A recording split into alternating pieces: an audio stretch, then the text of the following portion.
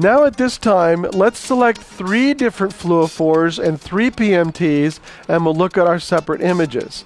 So I'm going to click on the Leica settings, and I'm going to go to FTSE Tritzy CY5. This is now 3 fluorophores that we're going to be exciting based on 3 laser lines. I'm going to turn off the UV laser line since we don't need that.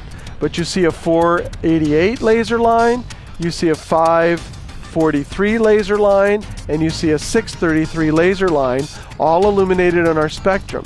You also see the various emission curves as a result of the excitation based on these laser lines. And concurrently, we have a photomultiplier tube set below this graph of where the emission is going to take place. So this photomultiplier tube is collecting here, this PMT is collecting here, and this PMT is collecting here. We're going to be outputting our image in 3 colors, green, red, and blue. But we can also modify these colors, as you'll see in a second. Also, please note that all 3 photomultiplier tubes are now activated. So I'm going to click on Live, and if you look on the right screen, you'll now see an image with 4 windows in it. The first one is the FTSE, the second one is the Tritzy, and this is the CY5. Again, we want to set our smart gain and offset for each of these windows. So we'll click on the first one. If you double click, only that one comes up. And now we can increase our smart gain. Again, we want to be around 900, maybe 950, certainly below 1,000. So we're at 978 on our smart gain. Let's check our offset. Our offset should be minus about 0.3, 0.4. Remember, we can always use the lookup table to show us our green and blue pixels. So if we lower the smart gain, make some of our blue pixels go away. So we have few blue pixels, and use our smart offset until the green pixels just go away. Now we have a perfectly set image.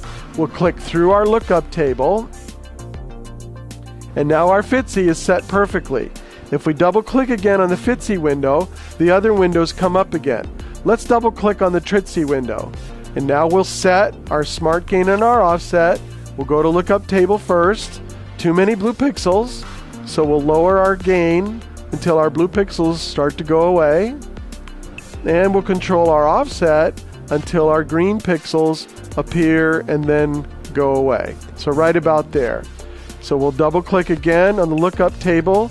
Now our Tritzy looks very nice. We'll double click on that window, and now we're in the CY5 window. Again, we'll click on the lookup table. We'll get rid of our blue pixels. You can see that there's a lot of blue pixels there. So we'll minimize those, and now control our offset. That looks pretty good. Double click on that window, and now we'll click through the lookup table, and we see the composite image showing all of this information output into one different image. We have 3 distinct colors here. We have a blue color, a pink color, and then a golden color, actually a 4th color, sort of a brownish color. So we're really getting a lot of information back by engaging all of these PMTs. Also, don't forget that your focus is very important. You could be under-focused or over-focused, and that will dramatically impact the quality of your image. As you can see, I'm focusing through back and forth, and you can see how the focus can actually eliminate the illumination altogether. So make sure that you're highly focused on your specimen.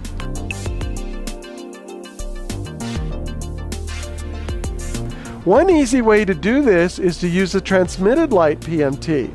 So we'll double click on the composite image. We're going to go over here and click on stop.